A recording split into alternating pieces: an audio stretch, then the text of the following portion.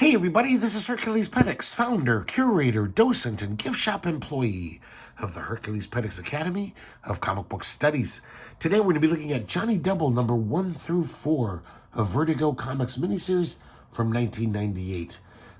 This comic is significant because it's the very first time that writer Brian Azzarello teamed up with artist Eduardo Risso, a relationship which is still going strong to this day, almost 30 years later. Even if it wasn't their first, it's really good. This is Brian Azzarello's one of his earliest things he wrote. I think he wrote a few short stories for some Vertigo anthologies. He did some weird independent stuff in the 80s, which is, I don't even think we need to mention. I never read them, but from what I've heard, it wasn't very good. But this pretty much is what put his name on the map. Also, Eduardo Risso, I'm pretty sure this is like the first American comic he might have ever done.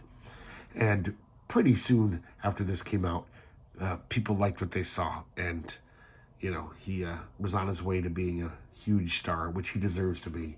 Because he's one of my favorite cartoonists in comics. He's so damn good.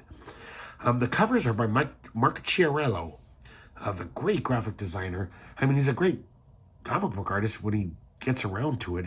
The guy's barely drawn any comics in his life because he's in editorial or, well, art directing. He was DC's art director for many, many years.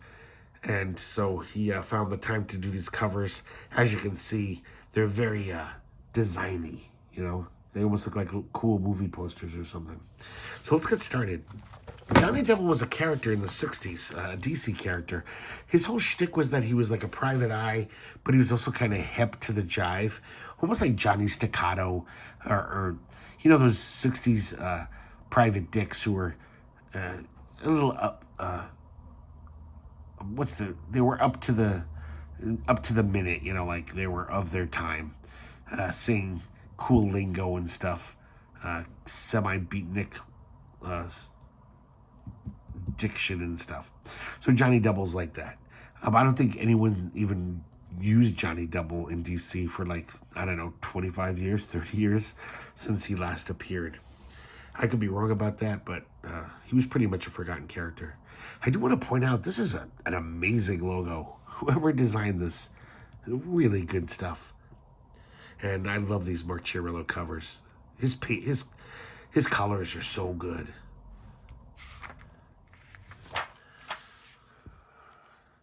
So we start off, and like a lot of hard-boiled fiction, the whole comic is narrated by Jonny Double in first-person narrative. All the captions are him. And there's a murder.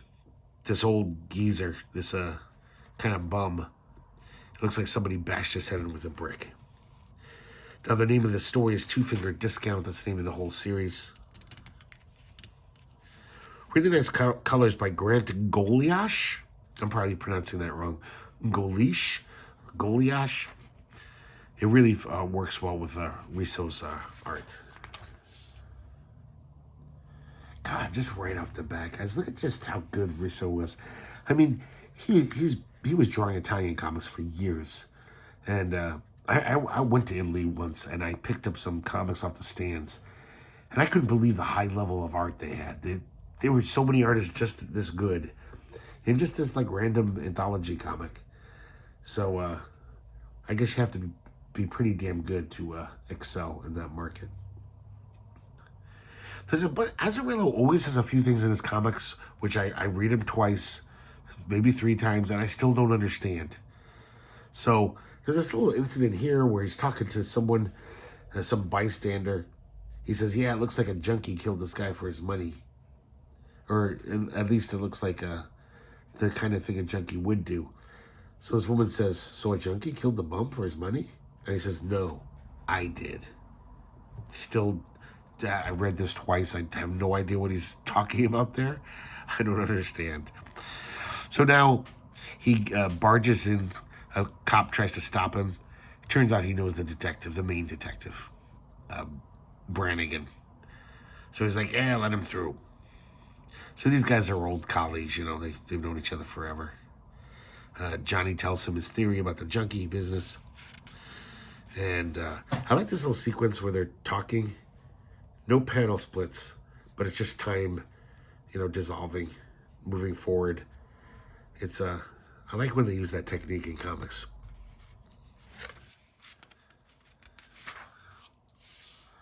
So they're not exactly friends, those two, but they definitely, whatever. They know each other. So it turns out that old guy, the old dead geezer, his name was Earl Keegan. He was Jonny Double's client. He was just a poor old drunk at the bar where Jonny Double hung out. Turns out the guy, the reason why he was on the skids was he had got injured at work, couldn't work anymore. The insurance company found out that he had a few drinks and used it as a reason to deny the claim, and he also got fired for it. And then his life went to shit. Jonny heard the story, said, hey, let me look into it. Statutes of limitations, all the various rules. Maybe I can get the insurance company to cough up. Looks like Jonny succeeded, found some good shit. They'd probably win the case. And I guess this insurance company didn't want to pay. So they hired some goon to bash his head in with a brick. So he just says, I need a drink or two. This great setup scene in this bar. I think it's called the Two Crowns or something. He's got two old buddies there, Henry and Koo. He tells them about how he just saw a friend die, so Henry buys him a beer. The Azzarello's dialogue is so good. I mean, it's definitely the hard-boiled style type of dialogue. Jonny Double talks like a tough guy, but he also it's funny as hell. Like really good wordplay, just like the best hard-boiled writers do, where almost everyone in those books is a little cleverer than anyone in real life is. You know what I mean? They just have some cool comeback if somebody asks them a question. It's like, people in real life aren't really that clever. But it's still fun to read. Then we see this amazingly hot girl walk in. Jonny kind of takes notice of her, but doesn't do anything. He gets a phone call from his, Jonny lives in a little flop house hotel. The concierge there, well, not concierge, what do you call it? The desk guy, Otis, the manager. He calls up Jonny and says, hey, someone's here for you. Sorry, guys, I'm still under the weather here. I still want to make videos, though, so I hope it's not too obnoxious. Let me get some water. So, here's the guy, Otis. That's the thing about Azzarello. He's not afraid to get cartoony. It's a very serious, style he has. But it's also very cartoony. Some of the characters are very caricatured. Like Otis is just like, look at him. He's just really weird looking. There's more cartoony guys later on. So it's this rich guy named Mr. Hart. He basically wants to hire Jonny to look after his daughter. His daughter ran away. He's some rich guy. He says he spoiled her whole life. Her name's Faith. Jonny sees the photo and recognizes that that's the girl he just saw in the bar, but he just says that he doesn't know her. And there's a reason why. So he basically wants Jonny to keep an eye out for her. Make sure she's not getting into too much trouble. Jonny takes the case. Look at that Otis guy. That's amazing. So the next day he's at work. I'm sorry, at the bar, but he is at work because he knows that girl's going to come back. And she does with two of her friends. They order 3 Schlotz beers. Schlotz is in this reality is like the Schlitz, the PBR. I also like this bar, how it's so of its time. 1998, the 90s was when these like really scummy dive bars were becoming hip to the young hipsters. And you could see that. I remember living in Tucson, where these bars that nobody under like 60 would ever go in. They were just bars for like old guys to drink their Social Security checks away. But then like young hipsters would discover them.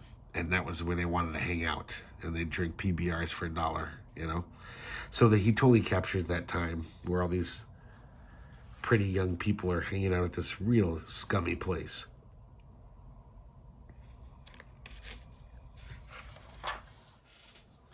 He goes into the bathroom, And that beautiful woman's there, of Faith. Sorry. And she's kind of flirting with him. Well, very hard flirting with him. So then his buddy, the one who bought him the beer earlier, he says, yeah, go back to your apartment. I'll call in your prescription, Henry. I'll bring it to you later. Because he's like an old man. He's got health problems. Meanwhile, he starts talking with one of Faith's friends. And his name's Dex. And Faith comes up. And he kind of, just because Johnny Double's pretty fucking cool. So they invite him to the table. And he starts telling them stories about the 60s and stuff. I love Johnny Double's character where he's a very typical hard-boiled dick in the Dashiell Hammett, Raymond Chandler tradition, but he's also an old hippie. So even though he's a tough guy, but he also says stuff like dig, and he talks about San Francisco and the counterculture in glowing terms. I'm sure a Raymond Chandler character would be like, these fucking hippies, and they were terrible. But he is an old hippie, but he's still tough as nails. So then I guess their friend Angel calls up. Says, hey, there's a party at my crib. So he's invited along. And here's Angel. Angel's kind of like, he's the rich kid they all know. It's almost like he's their leader, kind of. Everyone gravitates around him.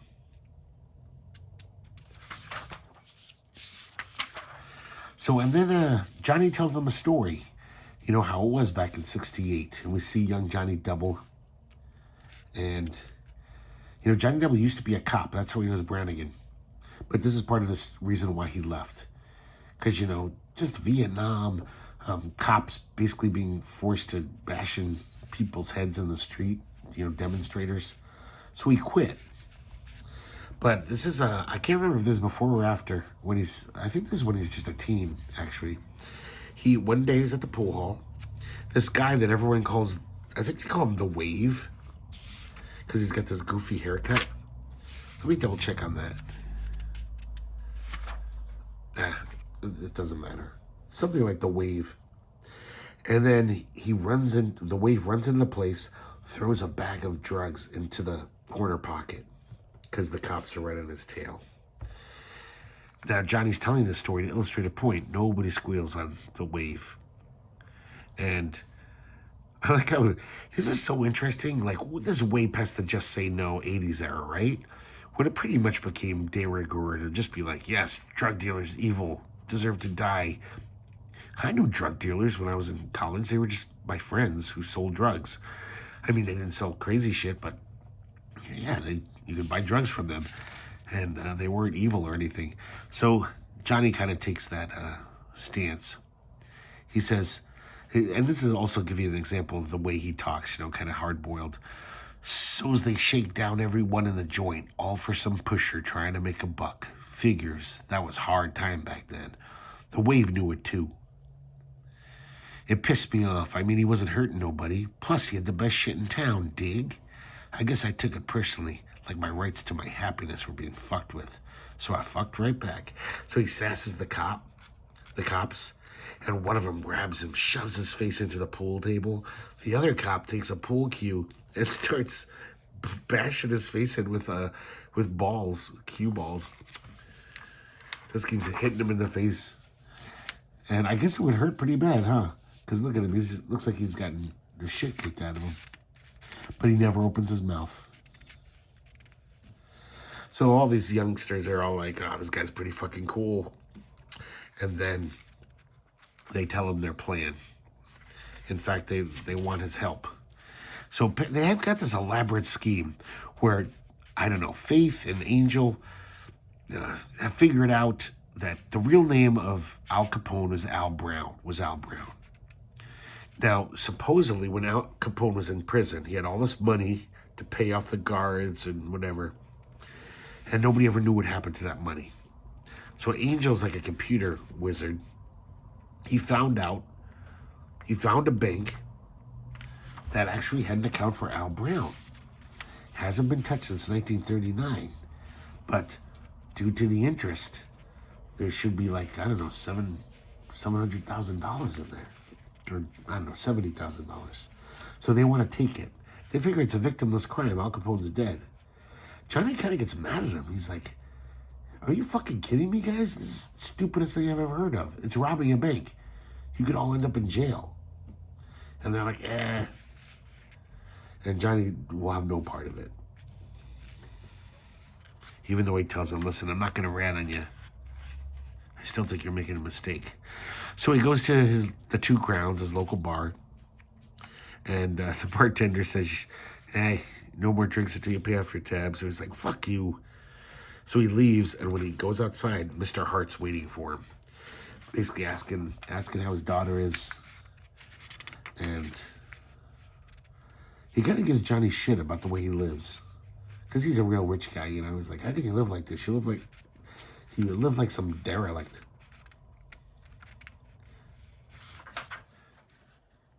And so we realize Johnny is kind of still a certain kind of hippie.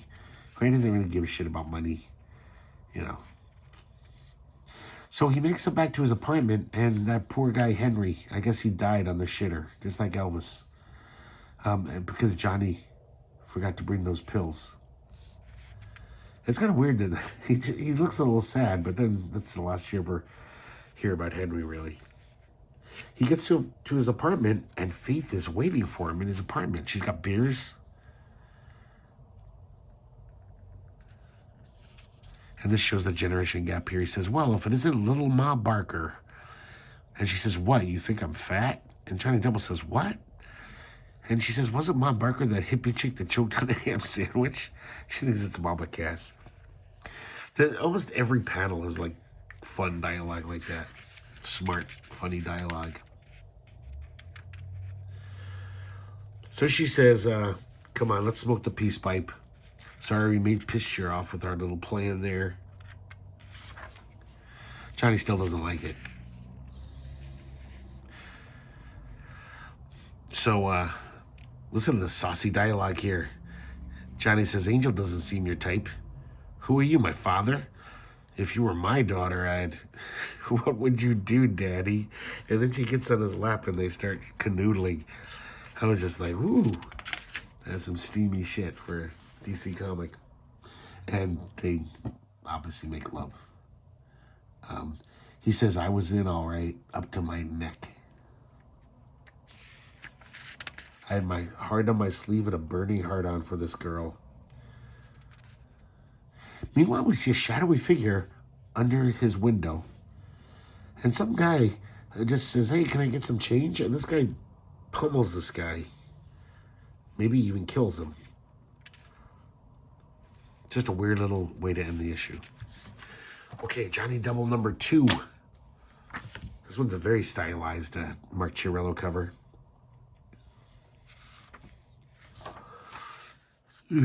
So, here we go. Johnny's at the bank. Dressed up as if he's some kind of rich type. And he's going along with the plan. They need an older guy because they need someone to go to the bank and claim that they're Al Capone's son or grandson. I don't know.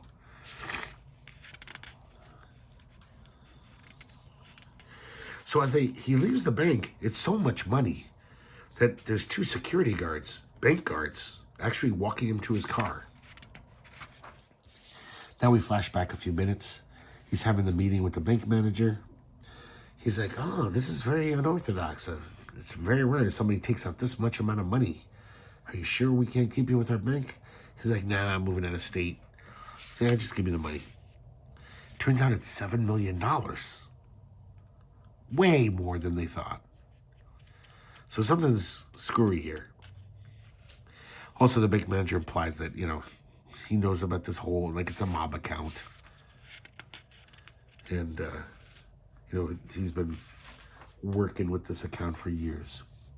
So now back to the 2 bank guards walking him to his car.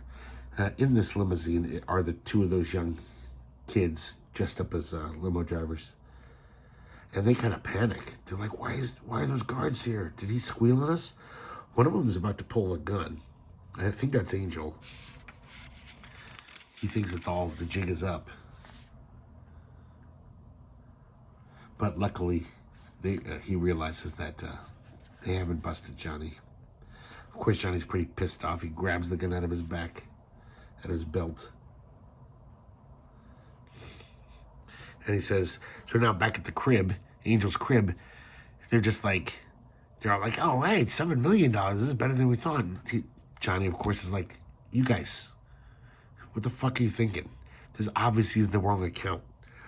And it's an active account. When I talked to the bank manager, this isn't some account that was closed down 39. Someone's been using this account, which means the person you stole the $7 million from is still alive, is around, and they're not going to be very happy when they find out that his $7 million is gone.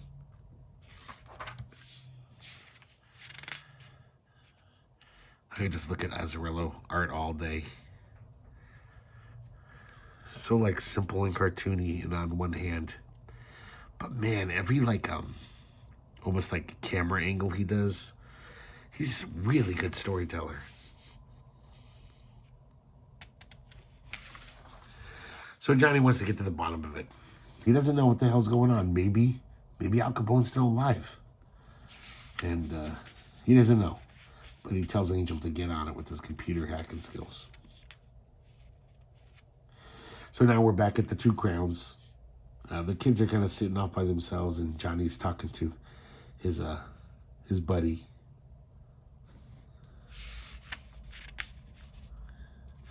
So Johnny goes back to his place, and he gets a surprise. Faith has snuck in again.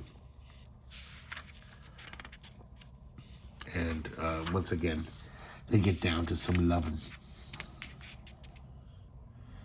So the next morning, Otis knocks on his door and wakes him up. And it's Dex on the phone. Dex lives with Billy, another one of those kids. And he says, no, Billy's gone. And both of our money, our shares are gone. Because they all split the money, the $7 million. But they all promised not to spend it. Because they didn't want the money to be traced. So Dex has no idea what's going on. So he gives him directions. He's like, get out of there, take a back door if possible, take a convoluted route over here, tell everyone else, tell them all to take, in case anyone's tailing them.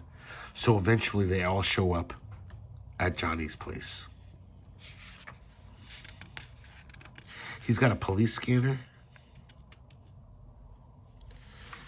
And Johnny looks at the window and he says, there's a Ferrari out there. I think we're being tailed. And one of the kids, this guy, I can't remember his name.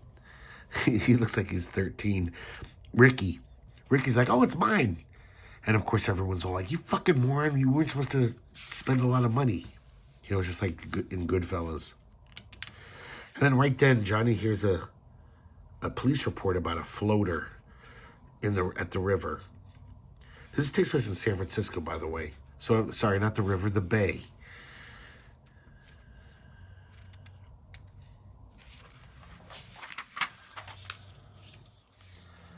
So now Johnny and Ricky, Johnny kind of forces Ricky. He's like, fine, you're going to give me a ride with this fucking car that you bought. And they go down to the docks.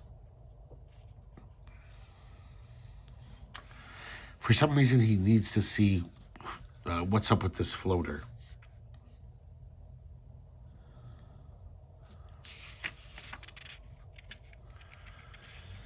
And we see the body pulled out. And they've got an ice bag over their head. And it's Billy. I think. I'm pretty sure. So when he comes back to the Ferrari, Ricky's gone. There's an ice cube on the driver's seat. And some guy attacks him from behind. Bashes his head in. He basically uses the car door as a weapon on him. It looks like he breaks his wrist with the car door. And then finally Johnny kicks him and runs away. Oh, this looks so good to me, this art. He is running, finds a taxi cab. The taxi cab's like, hey, I'm on my break. And then all of a sudden, somebody blows the taxi hack's brains out. It's the guy chasing Johnny, of course. Johnny's leaping around, trying to escape his bullets. And then right when he's got him in his sights, click. It's actually Johnny's gun that he picked up, and luckily Johnny didn't have the money to buy more bullets. He only had 5 bullets in the gun, and that saved his life. So Johnny's waits in this alley. He's gonna jump on this guy. Turns out it's not him, it's Dex.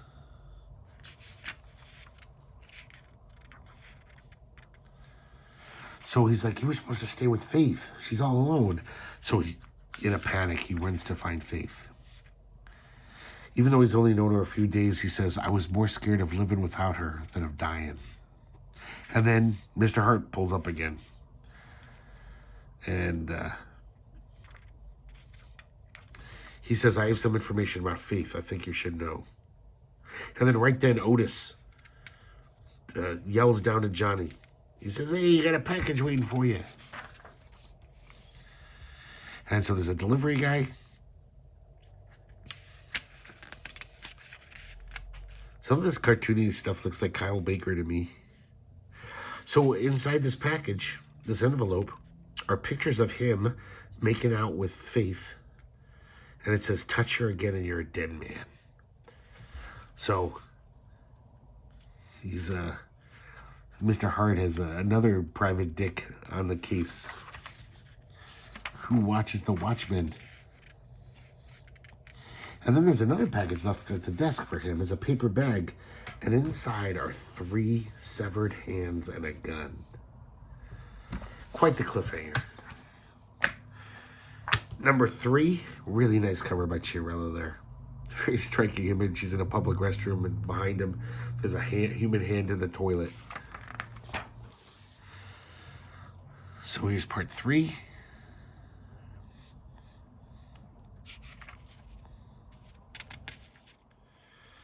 I love all the people he even draws in the background. Everyone's got a different, kind of character. So now he's visited by Paul, one of those, one of the gang.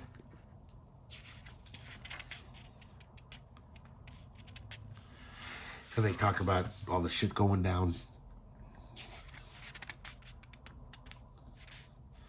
So Angel has a thing for Faith. I mean, they're kind of going out. Of course, he doesn't know about, or at least Johnny doesn't think he knows about him and Faith hooking up.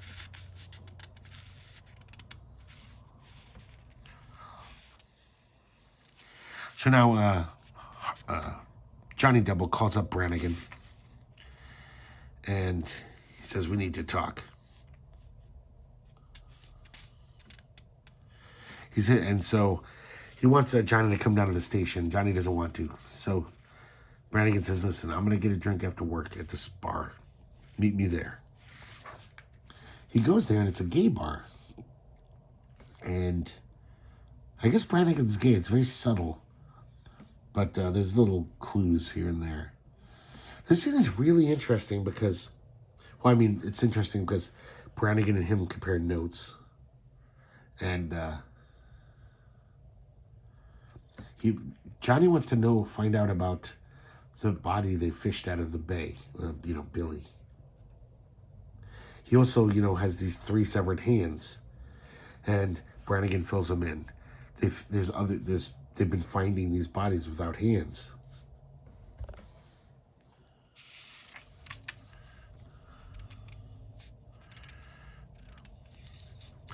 And Brannigan tells him that the sausage man is behind this.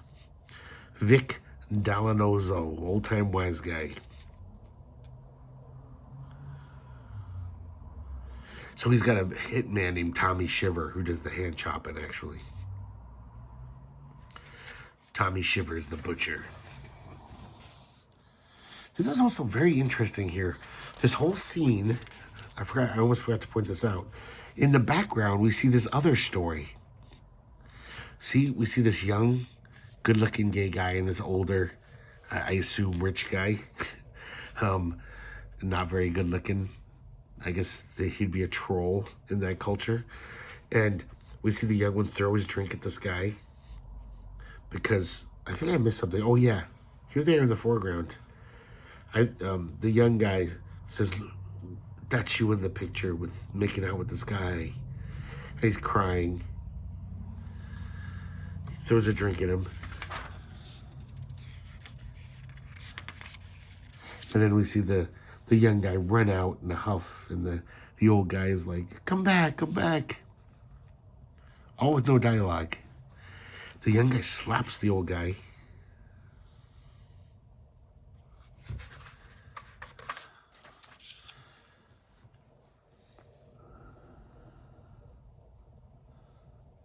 Sorry, I was just reading some of this dialogue. The dialogue's really good in this. I really like Azzarello's stuff. Even though sometimes he loses me, I gotta admit. And then we realize the weird ending of this. Maybe the whole thing was all just a ruse? Because look, he's happily running into the arms of the guy he really wants to be with. This studly younger guy. So the whole thing about acting hurt, that the old guy was with someone else. I don't know, just it's interesting that Azzarello and Risso do that. I love that. That they just have this little story in the background. So Jonny gets invited to an illegal party. And he goes down to this warehouse. It's really loud. And Brannigan's there too. Sorry, I forgot to mention. Brannigan finally decides to help him. And then the crowd parts and he sees Paul, the one who met him earlier. And somebody slashes his throat. And Faith is crouching over his body.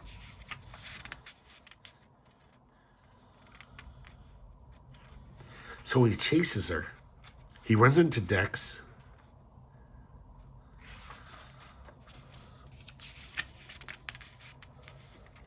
And Angel admits that he sent the package, the photos, to Jonny. Basically, that was his way of saying, hands off my girl. I guess it's a pretty blatant way to do it. Jonny punches him, runs into the bathroom trying to find Dex. This is a very, here's another scene that this is really odd. So Angel, he doesn't realize Angel followed him to the bathroom, shoves him into a stall, pulls out a knife, and he's shoving his face in the toilet water. Now we cut away to Dex taking a piss. And then Brannigan walks in. Somebody slashed his throat too.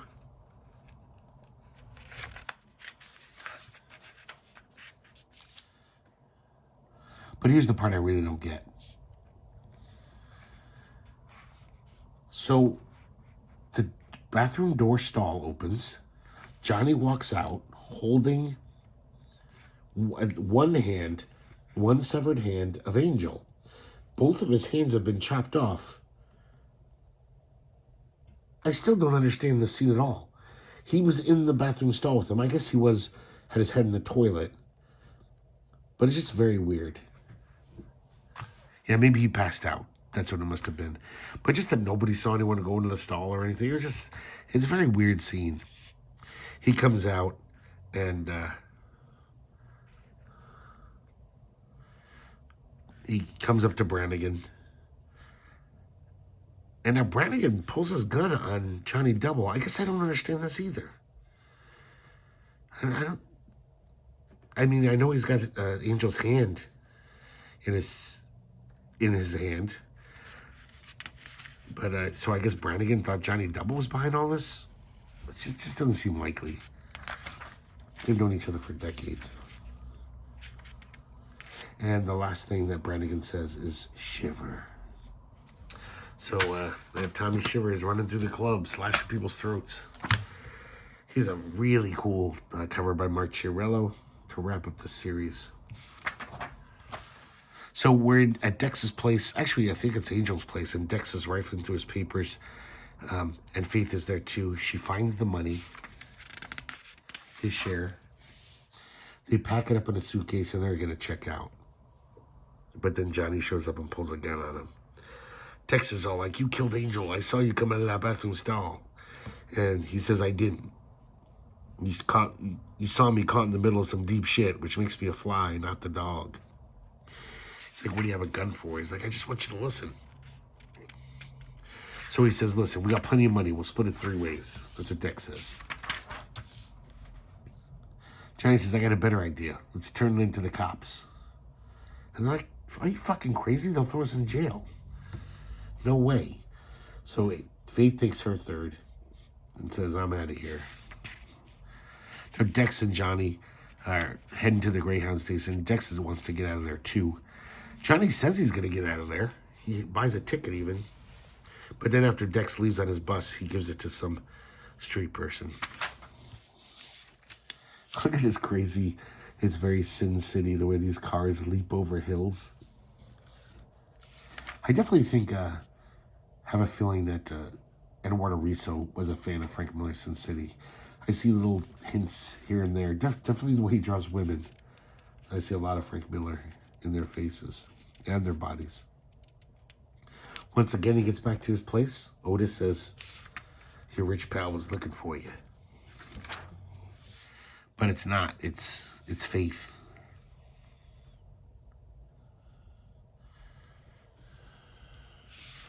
So Faith tells him that she's got a plan.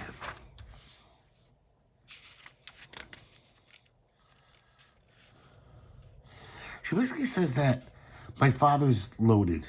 He's got connections. He's got friends with private jets and vacation homes. He'll help us escape. She says, give me a quarter. I'm going to the payphone. I'll call him right now. Johnny's left alone in his place. I love these 3 panels. Him thinking about shit. And then he grabs the money, puts it in the suitcase. He also grabs the package with the severed hands and the photos, incriminating photos. And he ditches Faith. When Faith comes back, he's gone. Man, he's so good. He goes to a dock, throws the severed hands in the water, burns the photos, and then goes to meet up with, what's his name? Sausage Man? So he's got 2 suitcases in his hand. He shows up at this private men's club. It's a mafia place. He says, hey, I want to talk to the Sausage Man. I've got something that belongs to him. And now we meet the Sausage Man. Kind of typical, grotesque underworld figure. Kind of modern day Sydney Greenstreet. But more ethnic. So he tells him why he's there. He says, listen, the Sausage Man didn't even realize he was robbed. He tells one of his guys to check. And he's like, God damn it. How come nobody told me? So we didn't know, boss. So he's like, here, I got your money back. Basically, there's a misunderstanding. We know you're going to keep coming at us. We just want to be left alone. I figure this is a sign of good faith. They talk about the ghost, referring to Tommy Shiver.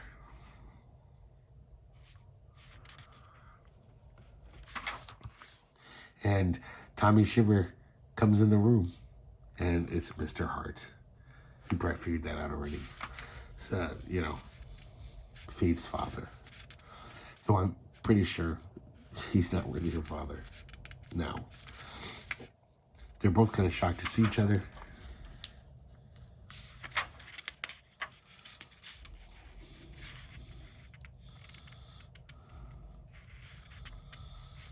And so he's talking, he's pretty confused by the whole situation, Sausage Man. He's just like, I don't know what to do. This doesn't happen often. And then one of his henchmen say that, hey, we counted the suitcases. It's only $5 million. So this infuriates Sausage Man. He punches Johnny. And he basically says, Tommy Shiver says, hey, you want me to take care of this, boss? He's like, no, I'm taking care of this myself. He gets a hatchet. And they pin him down on the table. And it looks like he's going to chop his hand off.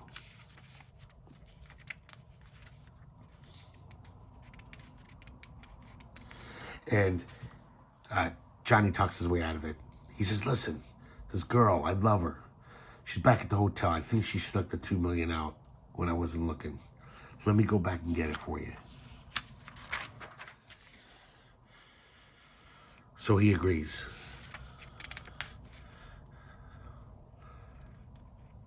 I like how the sausage man, look at his lips here, how like caricatured that is. It's like a Ralph Bakshi drawing or something. It's a, Jesus Christ, what am I going to do with you? Beatnik asswipe. I would would love if this miniseries was called Jonny Double, Beatnik Asswipe. That would have been such a great title. At least there should be a band called the Beatnik Asswipes somewhere. And now we cut away. We're in a beautiful beach in Cancun, Mexico. Jonny Double looks safe and sound, still drinking his Schlotz beer. Luckily, they have it down in Mexico. And this is kind of a funny scene because the two bartender, well, the bartender and the regular at the bar, they know no English. Johnny knows no Spanish, but Johnny is just cluelessly just talking to them as if he's unloading all of his, telling us what happened. So it turns out the whole thing, he tells the bartender who doesn't understand a word he's saying, the whole thing was a setup, an inside job using outside contractors. Faith bats her eyes, drops a few hints, and all of a sudden these smart kids are dumb enough to believe they've come up with the perfect crime. And all they needed was some old sap to waltz into the bank and get the money. Me.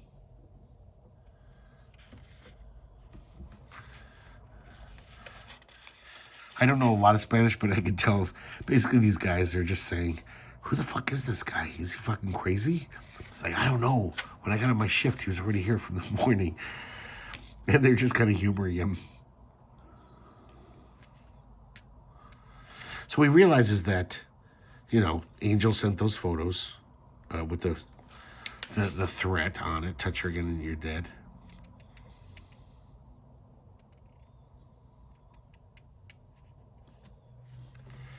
And so that's why he ran when Faith said, I'm going to call my dad. He'll get us, using his connections to get us out of here. Because he said, oh man, once the father finds out that I've been banging his little girl, my goose is cooked. And so he basically walked into the lion's den to give the money back to Sausage Man. And so you're probably wondering, so how the hell did he get out of that situation? We find out how. It's Sausage Man, when he was a young man, was called the Wave, back when he had this nice hair, this crazy hair. He remembered Johnny. And I guess all these years he felt he owed Johnny one. But he also couldn't just let him waltz out of there. He's got a tough reputation to uphold. So he, to save face, he chopped off 2 of his fingers there instead of chopping off his hand. And, he did rob him. So this is the whole, why it's called 2-finger discount. When I opened up the first issue, I was just like, 2-finger discount? What is it? I've heard a 5-finger discount. And then we finally find out the meaning of the title. And so then he continues to he basically explain to us what really happened. So he realizes that Hart/Tommy Shivers, he loved Faith. So he knew that he wouldn't hurt her. So he used that against him. So basically he knew that Faith, that guy would go to Faith, take whatever money they had and run. So that's what happened.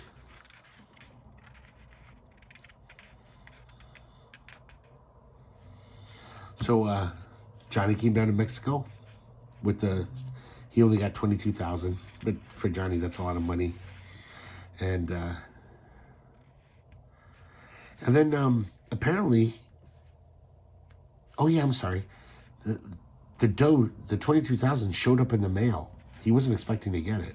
That was the original bargain, and there was no return address, but he knows it's Faith sent it. So he's left questioning, was the whole romance in me part of the plan? Or was maybe she actually was, kind of in love with me a little. So he thinks the money proves it. Because she didn't have to do that, did she? And then we see Dex diving into a pile of money, and that's the last panel in the comic. So I'm not quite sure what to make of that. Because, yeah, I don't know. But maybe it's implying that it was actually Dex who sent him the money. Because Dex kind of like Johnny, you know? But I don't know. Like I said, I'm not the sharpest tack in the box. If any of you guys feel like writing in the comments, let me know how much of this I fucked up. I'm curious. It's like, I find this with Azzarello. I love his stuff. But there's always little bits here and there where I'm just like, I'm not quite sure. Which makes me kind of like it more. Like, it's not like just easy breezy, comic writing where it's just like, oh yeah, you can be kind of not pay attention. And it's just kind of fun. Like, you got to really pay attention to his stuff. And for me, I like to reread his stuff. In fact, I'm really looking forward to rereading 100 Bullets again. 10 years ago, I read the whole thing. And I'm just curious when I reread it, like how much more I'll understand. I'll be like, oh, I never realized that, shit like that. And then we get this really nice pinup, which I imagine might have been a cover. Maybe they were going to let Eduardo Risso do this cover, but then Mark Chirillo had the gig, so. But that looks pretty nice. I don't know why, but this reminds me of something like this would be a milestone comic cover. And that's it for Jonny Double, number 1 through 4. And hope you guys like looking at this with me. I had a really good time rereading this. Like I always say, I haven't read this in 25 years. I just had it on my shelf. I knew I liked it. And if it wasn't for this channel, I probably wouldn't reread it. I've ever reread a comic. Because I'm always trying to read new stuff. But thanks to this channel, it's forcing me to go back and rediscover comics I haven't looked at in decades. And I'm glad, because I don't think I have much time left on this planet. I don't know how much time I have left. I don't think it's a lot. I'm pretty old and out of shape. So, who knows. But I'm glad, hopefully I'll get to reread all these comics, put them on the channel for you guys. So before I die, my whole comic book collection will be there in the internets. And for all time, as long as a human being can access the internet, they can check out my comic collection anytime they want. So thanks for watching, guys. I'm rambling once again, and I hope to see you here next time at the Herculespetix Academy of Comic Book Studies.